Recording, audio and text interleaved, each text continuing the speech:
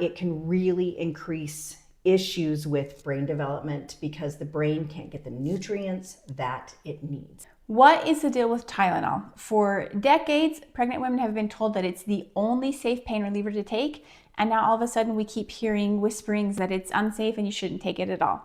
Today we are here with Heather Shelley, who is our expert. She's going to let us know what's the truth. Can you take Tylenol during pregnancy? If you feel like you absolutely have to, what are the risks involved? And just digging into the actual research. I'm Rachel Moises from the Mighty Mama Movement, a mother of 8. And like I said, I'm here with Heather Shelley, who is a nurse practitioner and a certified midwife as well. So Heather, is Tylenol safe to take during pregnancy? That's what we're trying to find out. Right. Well, yes and no. Okay. Okay.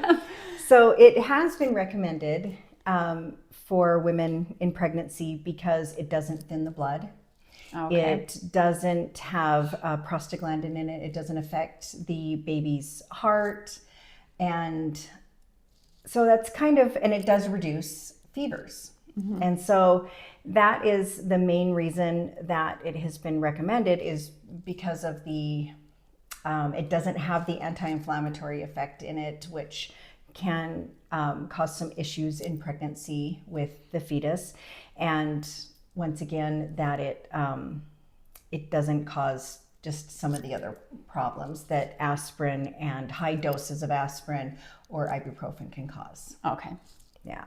So now, why are they saying now that Tylenol is a problem? And that is because it reduces glutathione.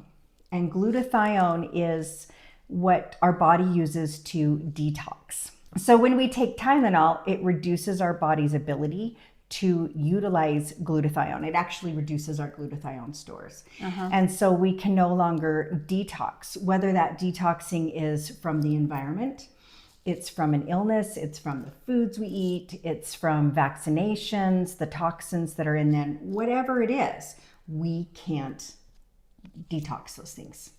So our body's always detoxing. It's like continually going through this process. Exactly. And when we're sick, our ability to use that glutathione or create it is even lower because our body is so busy trying to detox because we have viruses or bacteria or whatever the situation is. And so when we throw Tylenol into that mixture, then our body kind of overloads with toxins. And that doesn't happen with the aspirin and the ibuprofen, but they have their own risk factors. Right. And so that's why Tylenol was considered safe for so long until the research came out. It was about 20 years ago. This is not a new thing. This is over 20 years old that this came out, that it caused problems with detoxing. Okay, so I only am hearing about it recently, and it's been in the news a ton, which is why we're talking about it, because I assume there's a lot of pregnant women wondering, well, so what is the deal? During my pregnancies, I was told that I can take Tylenol. I had to go into the ER one time for just a really severe headache, and that they gave me extra strength Tylenol, and they said, we can't give you anything else. So they gave me that and an IV. So it, like I said, for even if the research came out about 20 years ago, a lot of doctors are still recommending it and saying it's fine. Right.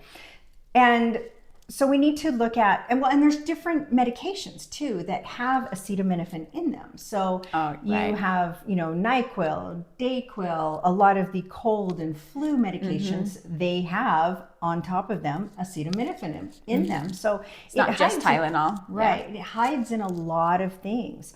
The other thing that it does for us.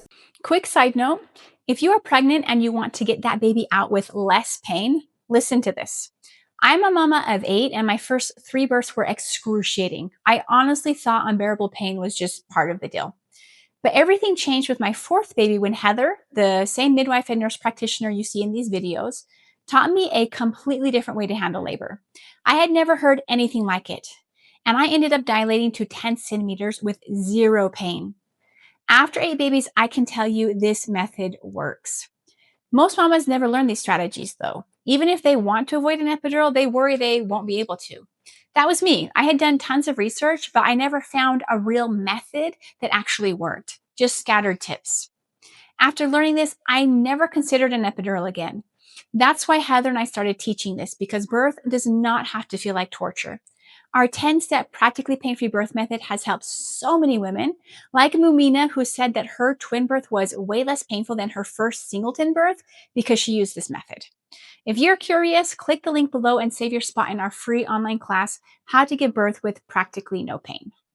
The other issue with acetaminophen is if you have the genetic predisposition to not use glutathione well and to be able to detox on your own, and that would be the genetic conditions such as MTHFR. It's a methylation disorder where you don't detox well. So for instance, and you can't utilize medications or vitamins well. So here's an example. They say take folic acid when you're pregnant. Well, you really actually shouldn't take folic acid. That is the synthetic form of folate. So people with the MTHFR gene mutation, not only does folate work better for them, but folic acid actually harms them. It's not just, oh, well, my body can't use folic acid. Folic acid actually stops my body from absorbing folate. And we have pregnant women, or before you're pregnant, actually, because it reduces spina bifida. That's why we have them take folate. Right. So we need to get out of the habit of saying folic acid, because folic acid is what is cheap. It can be trademarked. It can be controlled. You can make a profit off it. Folate is much harder to do that because that is the natural form. That's what's found in spinach and, your food variety. If you have MTHFR, you may need to take it one step further and use methylated folate, not just regular folate, but you absolutely cannot use folic acid. And that's where the Tylenol, when you combine that with MTHFR, that is why they're saying it causes autism, because you're taking a chemical substance, the acetaminophen, and you're combining that with a genetic mutation, and now you have a double whammy of not being able to detox your body. Okay, so are we talking about the effect that it has on mom or the baby, or both? Okay. On both, right. Because chances are if mom has MTHFR, baby most likely is going to have MTHFR, especially if mom and dad have MTHFR. And so, it's genetic. You're going to pass it down. So when we have a mom that can't detox, that means that baby can't detox. And that's where we have the problems that come in. Okay, and I'm just going to go on a limb here and say that for a developing fetus to not be able to detox and to have a higher level of toxins in their system is not good. Exactly. And what they're finding is that when we can get a methylated folate into these babies, because the folate and the processes of the MTHFR gene mutation and a couple other ones, but the MTHFR is a really big one. About 40% of the population has it, whether they know it or not. And most people don't know they have it. Because of that, it can really increase issues with brain development because the brain can't get the nutrients that it needs to help develop speech, to help develop deductive reasoning and executive functioning like that. So then when you throw vaccines on top of it, so they want mom to get the Tdap during pregnancy. Well, if she has MTHFR, she can't methylate it. And they're like, oh, well, if fever's a little, fever's normal.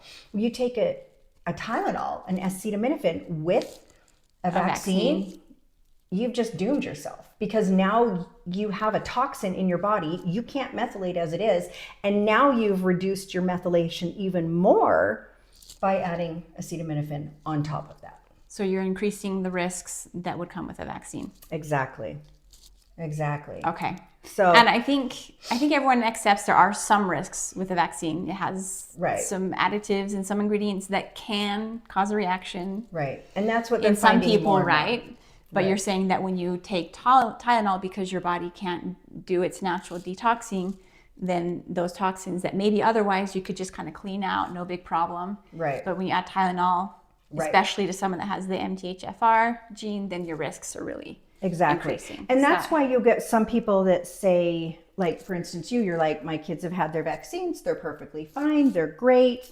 And my children react severely to vaccines because my family has the MTHFR gene mutation. Right. But it's the same way that when somebody says, well, I can eat peanut butter sandwiches just fine. I have no problem eating peanut butter sandwiches. And someone else is like, I will die if I smell the peanuts from your sandwich because of the oils that are in the room. And I'm like, well, what am I going to say to that person? You're crazy. There's nothing wrong with peanuts. Right, exactly. And that's why we shouldn't belittle people that have these issues, because they can't take folic acid. They need folate or methylated folate. They can't take B12 as a cyanocobalamin. They need it as a methylcobalamin. And they should not be taking Tylenol. If they have MTHFR, they should not be doing it except for in extreme circumstances.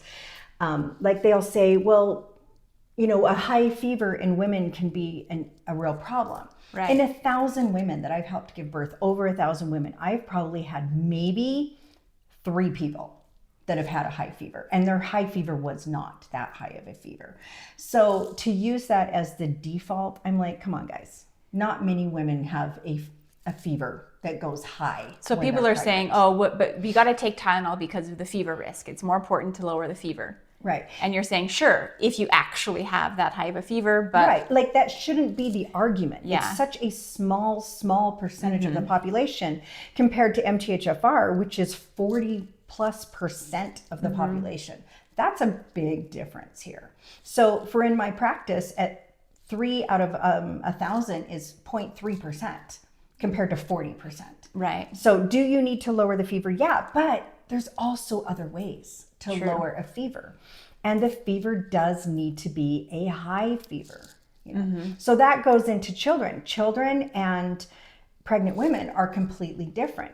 Children you want a fever to happen. That's how our body fights infection and bacteria and viruses. As our body heats up, kind of, cooks the viruses, I guess you could say, the bacteria, and it helps kill them. So unless a child's fever gets over 104.3, or they're in, very uncomfortable pain, we shouldn't be giving them Tylenol. We shouldn't be giving them acetaminophen, especially if they've just had their vaccines.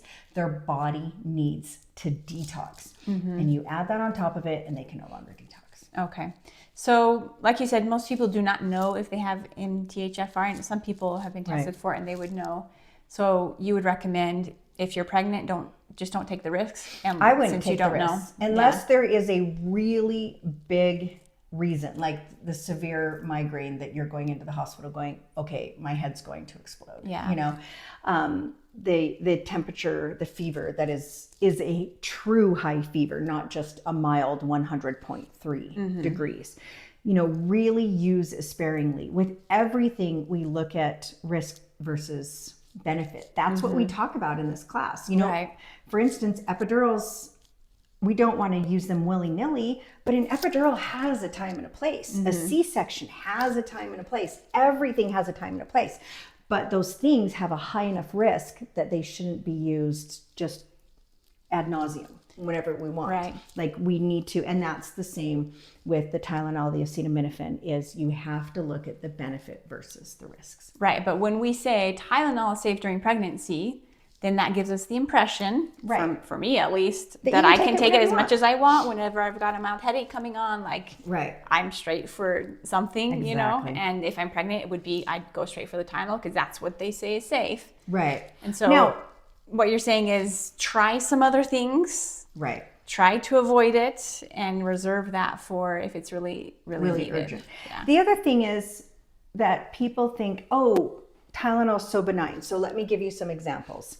Tylenol, ibuprofen, aspirin. We can walk into Costco here, buy 1,000 tablets. Right.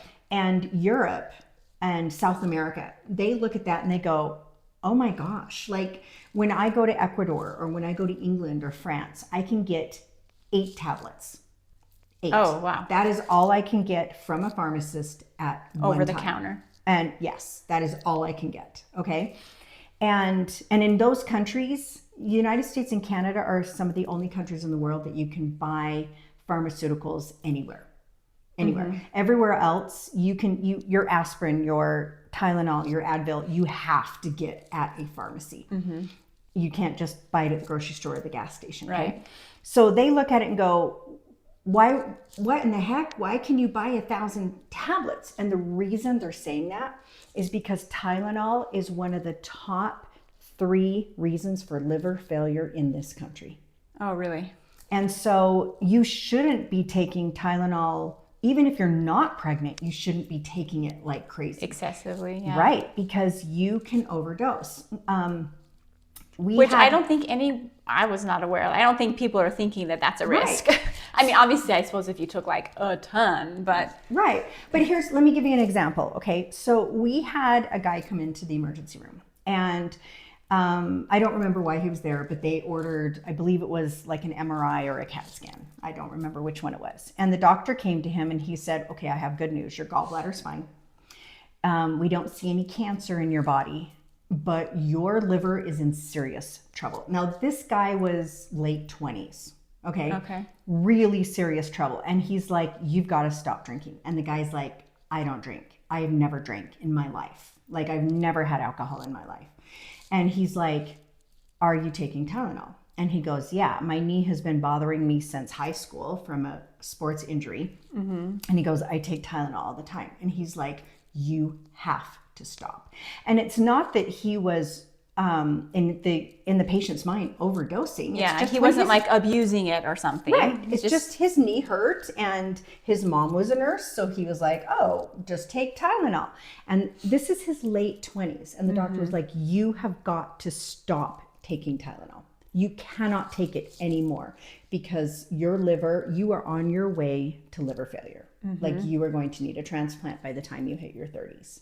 Wow. And like I said, that wasn't him abusing it or anything. It was him just having achy knees when it rained, or you know how your knees. Well, like you said, most people assume, and probably a lot of people, the reason they're watching this video is they're like, oh, "What's wrong with Tylenol? What's the big deal? Why are people saying you shouldn't take it?" And again, you're saying this is for anyone, but especially when you're pregnant, you just don't want to take risks. Like you want to do everything as good as you can. I'm not trying to make you feel guilty, but just it's a short time of your life where you are creating a human being and you want to avoid as many risks as possible, right? Play it safe now. Well, and the liver has a hard enough time when you're pregnant because it's detoxing for you and baby. Yeah. And I mean, livers just, that's why we have PUPs and cholestasis that happen in pregnancy, because our livers have a hard time.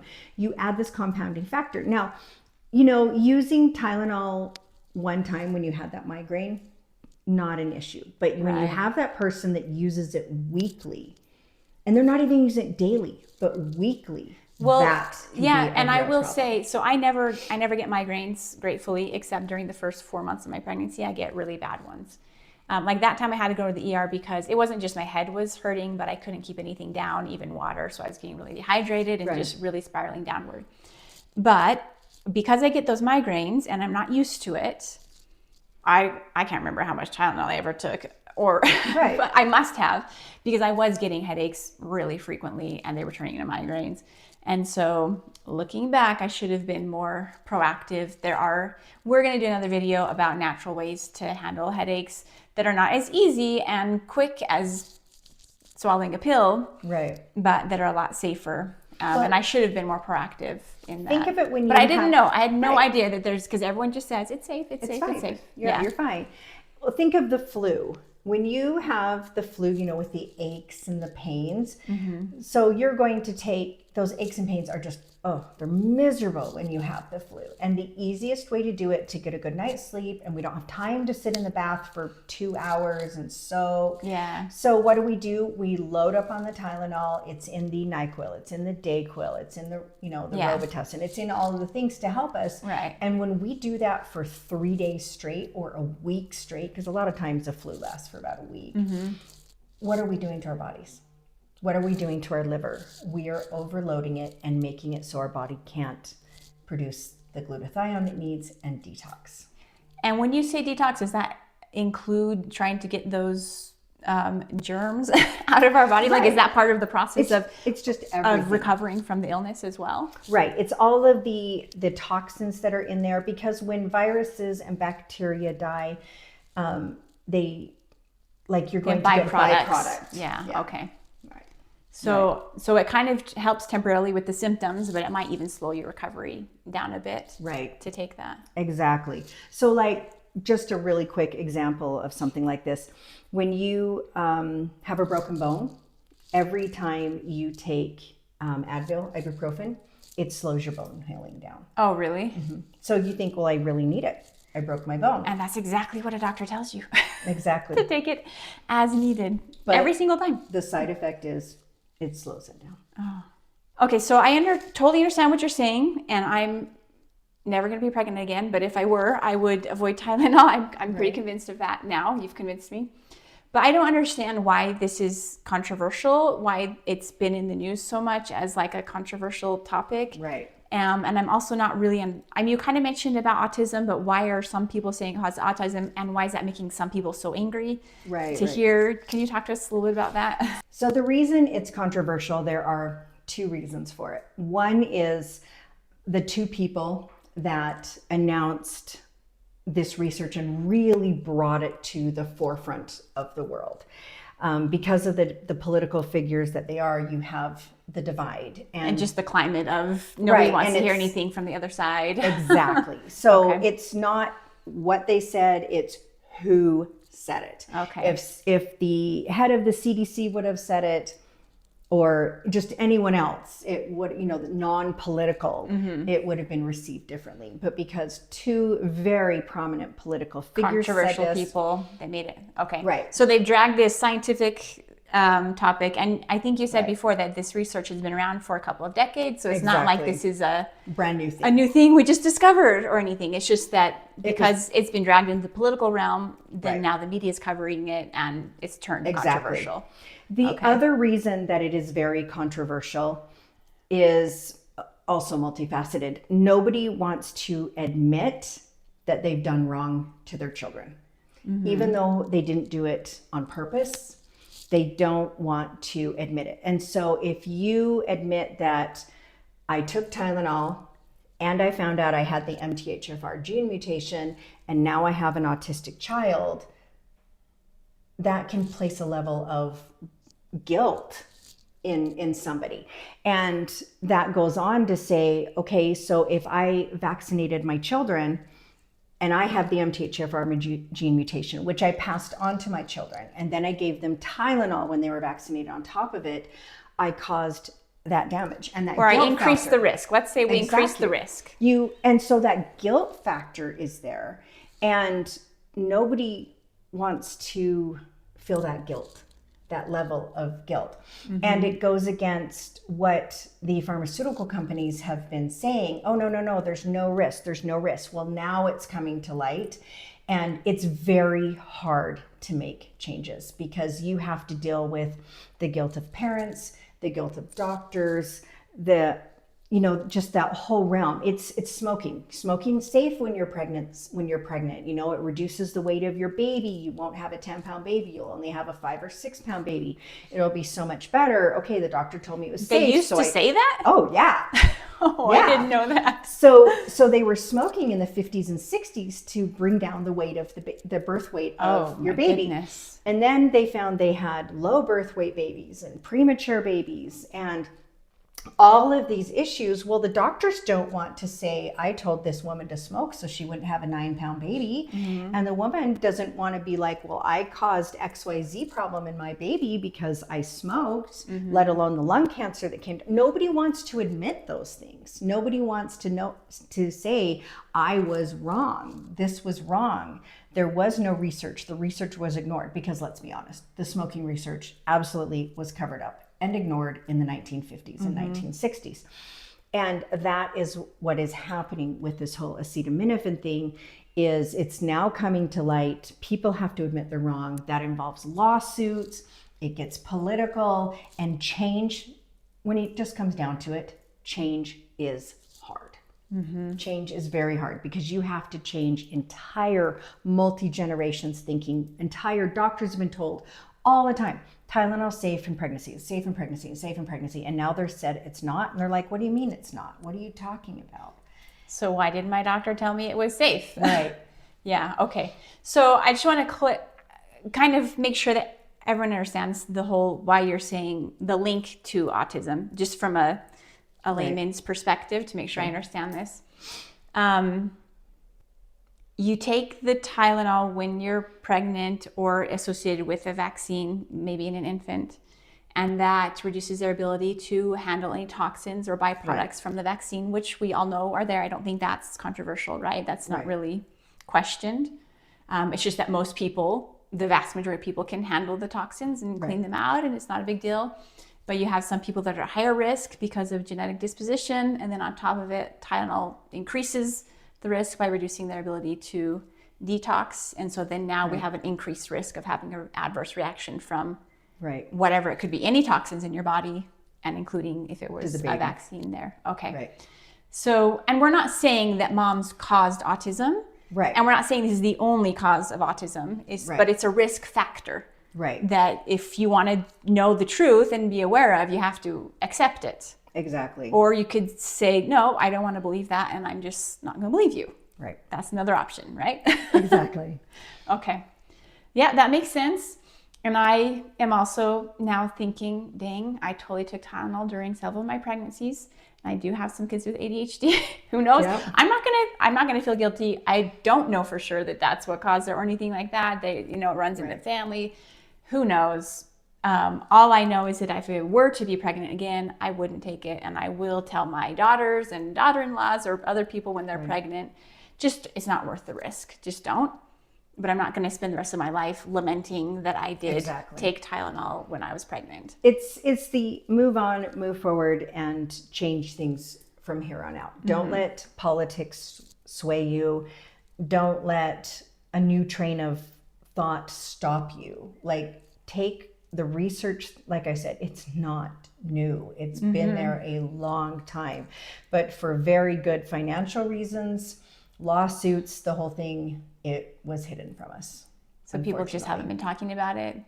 And apparently doctors, I mean, my last pregnancy wasn't that long ago, and that's, like I said, what they gave me in the ER. So it still takes time for even the medical professionals to, I mean, I guess, unfortunately, we can't assume that our medical professionals always are. Well, and they're not going to know everything. Knowing every little thing. Yeah. I found this out, it was around 20 years ago when I went to an autism conference. And the head doctor that had studied autism for decades, he was like, Tylenol is your number one thing with autism. Of increasing the risk. Yep. Well, he said, if you have autism, if you have ADHD, if your child does, do not give them Tylenol under any circumstances. Oh, really? He was like, do not do it.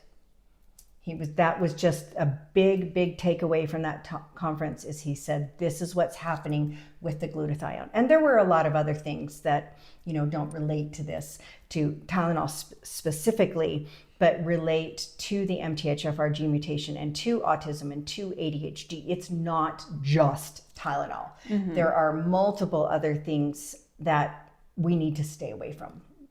For instance, laughing gas is one. Oh. If you have MTHFR, you don't have good B vitamins unless you're taking the methylcobalamin. And so you need to limit nitrous oxide as much as possible because the body can't detox nitrous oxide. Oh, there's a lot of other things. So can you do the test to find out when you're pregnant? Yes, there are so many tests. LabCorp, which is around most of the country, I believe they have a test for it. And there are so many private companies that will test not just for MTHFR, but all the different levels of methylation, genetic malformations. So you don't do that through your doctor? You just go online and you can do both. Get a test? Yep, you can go online and get a test. You can do it through your doctor. There are so many companies that do it. You could just do an internet search for genetic testing, and if you're on TikTok, Facebook, ads will pop up like crazy. Yeah. Ads will pop up like crazy.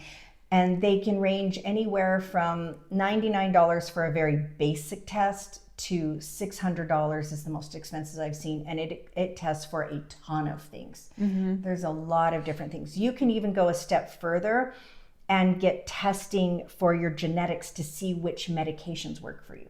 Have you ever had somebody that said, Wellbutrin changed my life? I was really struggling with depression or whatever, mental health.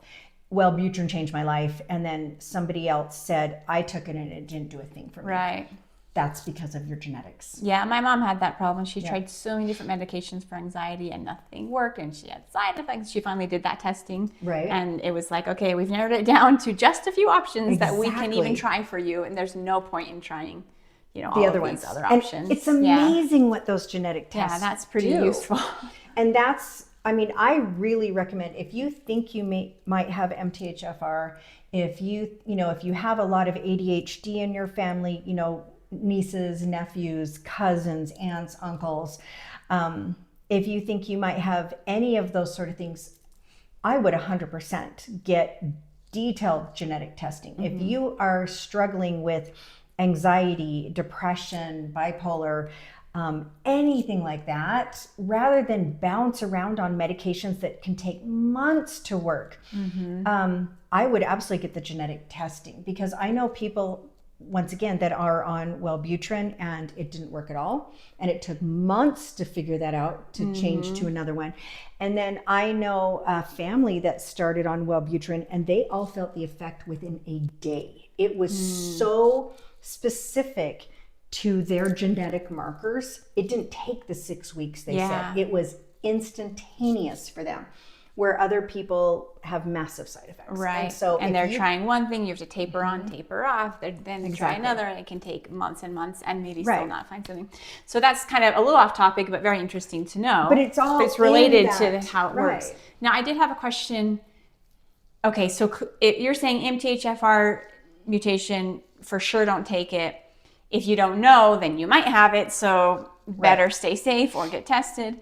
What if you have been tested and you're like, I definitely don't have that? Then can you take Tylenol, or is it still kind of like... It's still going to lower your glutathione. That is just one of the side effects of it. You just may not have the severe complications or reactions that somebody that has the MTHFR gene mutation. So it doesn't mean you're safe. You can still throw yourself into liver failure, even if you don't have that, because Tylenol is damaging to the liver. There's no doubt about it. So it's a lot bigger issue if you have that genetic mutation, but for anybody, there's risks involved. So and that's proceed with caution. Exactly. It all comes down to risk versus benefits. It comes back to how many times you have done this. Once again, are you doing it daily? Are you doing it weekly? Are you doing it monthly? Or are you doing it yearly? I think in the past 5 years, I have probably taken Tylenol, I'm going to guess 4 times. I mean, just hardly. And one of the times when I was in Ecuador, they thought I had dengue fever, and Advil will kill you if you have dengue fever because it's a blood thinner. And I hurt so badly that Tylenol was the only thing that worked. Like, risk to benefits, the benefits are worth it, are worth the risks. And I knew it had been years since I'd taken Tylenol. So for me, the benefits were worth the risk because of that time. Right, that makes sense. Okay. All right, anything else we need to add there? I think... just ongoing research, looking at the research. Some research you really have to search for and dig for to find. And you have to get around the political agenda. I'm afraid that is very hard. But if you start digging, you'll find it, and look at both sides of the coin, because some research is really good, some research is not. There's I feel like there's research that proves almost anything these days. It's like, research says, okay. That's what I was going to say. You can make research do whatever you want. But really looking at the studies well, and talk to people. Honestly, I would not talk to your average doctor. I would talk to a doctor who highly specializes in MTHFR, because there is so much to learn that the average doctor doesn't understand MTHFR. It's such a new discovery that you need somebody who has delved into it, and that has become their specialty. And that's why there are specialists, because we can't be an expert in everything. Right, exactly. We can choose one or two things to be an expert in, and then someone else has to take over everything else. Okay. Yeah. Okay, well, there you have it. Tylenol is something that we are recommending you avoid as much as possible during pregnancy, and possibly not during pregnancy as well. I don't know if I mentioned it, but we are from the Mighty Mama movement, and if you are pregnant and going to be giving birth in the near future, you might want to check out our free online birth class called How to Give Birth with Practically No Pain. We specialize in teaching women our low pain method to giving birth. So there's a link to that.